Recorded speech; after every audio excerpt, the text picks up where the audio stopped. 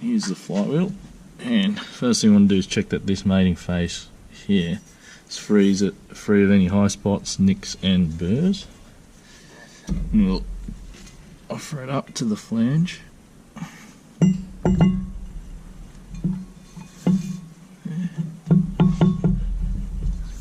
Sure it's seated nice and square, and then check to make sure that all the holes are lined up.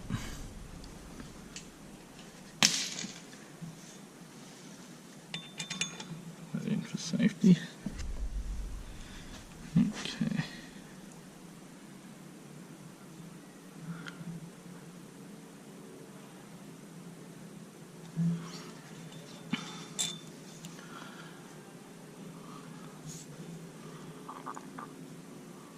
So the crank pattern is drilled so that you can only put it in one direction, and they have the two offset dowel holes here for the automatic crank, which mates with the factory holes that are used in the machining process. They've also drilled two additional holes here for the dowels. In this install I'm not using the dowels. So that's all lined up there. Put just one bolt in there loosely so it doesn't come out, and then get some Loctite onto the new bolts and torque it up. Okie doke, so we've got our Loctite 243 medium strength compound and some lovely new bolts. So Loctite onto here.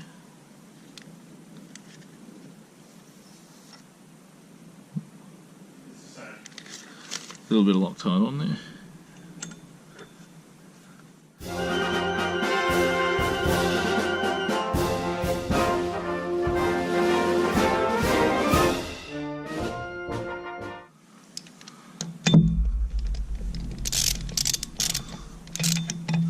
So another thing we'll do is just check that that's pretty much centered.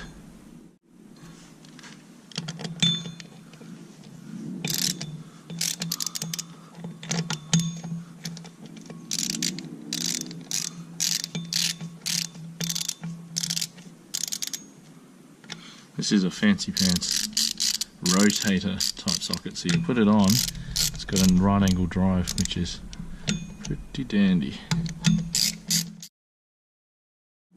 Okay, so we've got them all nipped up. Next stage is to torque it up to the first stage, which is 22 Newton meters. So we have the torque wrench set, oh, see that, to 20 Newton meters or 22 Newton meters. And what we're going to do is torque them up in a diagonal pattern. So we'll start with this one, bring that to click 22 newtons, and then I'm going to mark it so I know it's been done. Move on to the diagonally opposite one.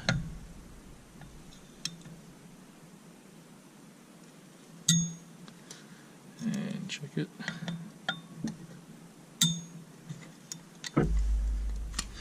And mark it.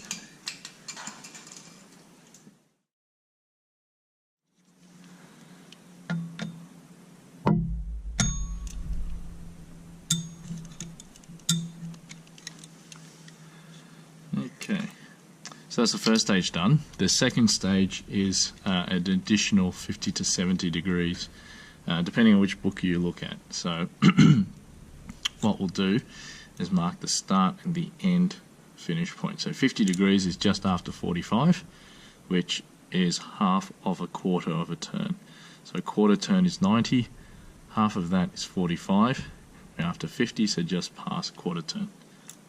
What we'll do is get a bar, we'll mark the starting point and the finish point. So there's 90, it's 45, 50 is about there. And all we'll do is put the bar on, bring that finish point around. Also need something to stop the engine from rotating, and bring that mark around to there.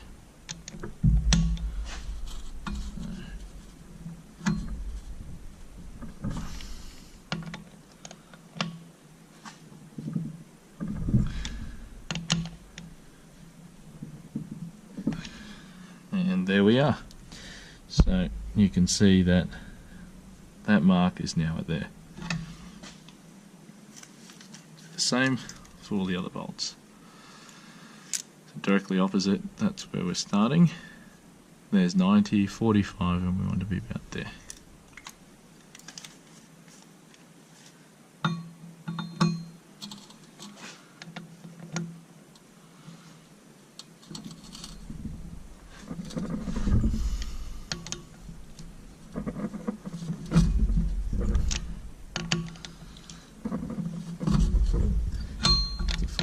To jam the flywheel a little bit better. There we go, on the chassis. Fortunately, Tomo's gone to get pizza, which is equally important, so I have to do this single-handedly, well, double-handedly. There we go, fully lined up.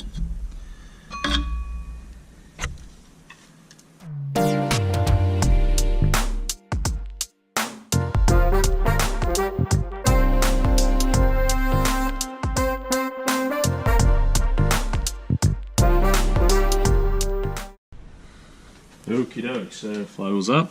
We'll just use some brake clean to clean the friction surface. There we go.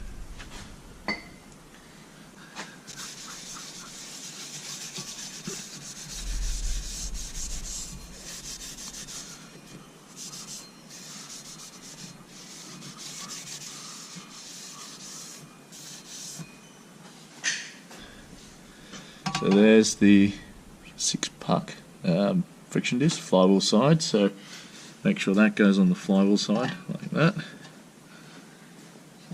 And there's the friction disc. Because it's all been balanced, there's actually balance marks, so there's the green paint there, see that, which matches up with the green over there. So we get that lined up on the dowels.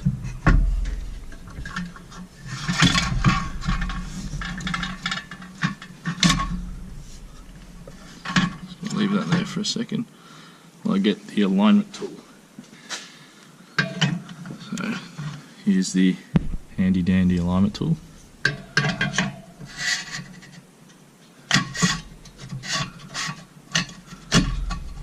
There it is. Lined up. Okay, so just a light tap.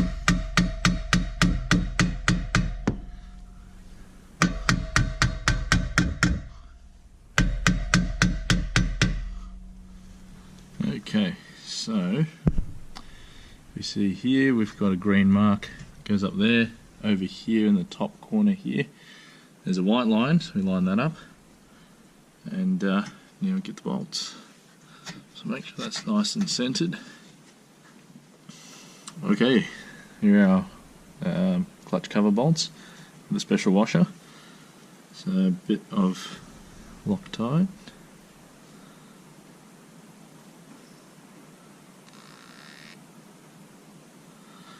bit of Loctite,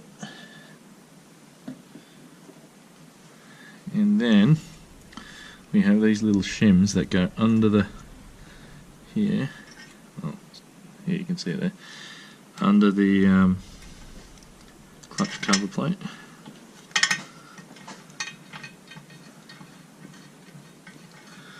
So the clutch was custom built, and they've done that so that later on they can just resurface the clutch cover and not have to adjust the pivot points and so on. And the second time round you run them without the spacers. Okay, so because we've got a heavy duty pressure plate, the torque settings weren't really appropriate, so we're going for 3 clacks.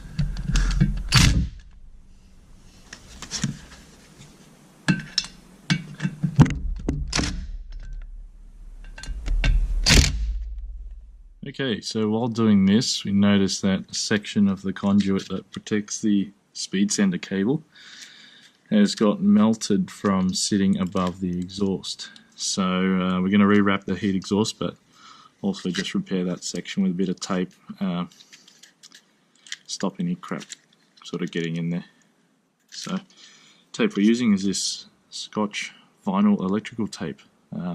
That's good for high temperatures. So let's give that a whirl.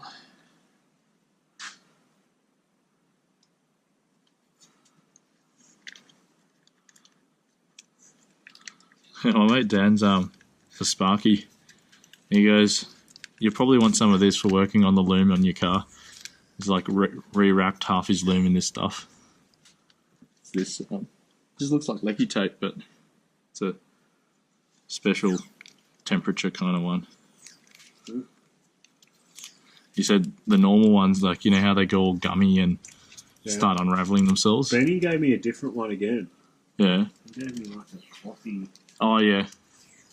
Like slightly clothing. Yeah, it looks like that medical tape kind of stuff. Yeah. Yeah. He wrapped everything in that. Yeah, that's what they use for restos as well, because it's like a traditional kind of look. You know, when they do like... It definitely doesn't get gummy. Yeah. Is that Ben's... Oh, it's yours. It's from over there. Do you even know what it is? No. Some sort of solvent?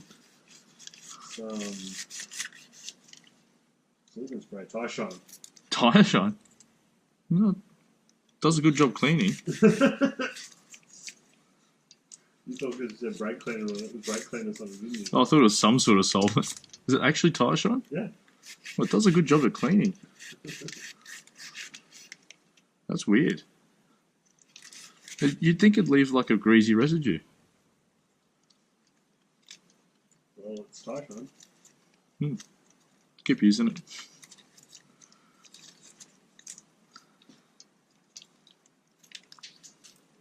Yeah, this was normal electrical tape. It's gone all gummy. Is that both tire shine? So? Is both of those bottles tire shine? That's water. I probably shouldn't waste your tire shine. I just realised my speed tender loom, I must have made it out of house wiring cable because it's got brown, blue, and a green cable. These are good. Coincidentally, there's one circuit in the house that doesn't work. Okay, so we've got the bell housing on, and the inside there, the release fork and bearing all set up. And one thing I have to do is just check that. Oh, that counterweight we can see in there clears the fork when it's being released.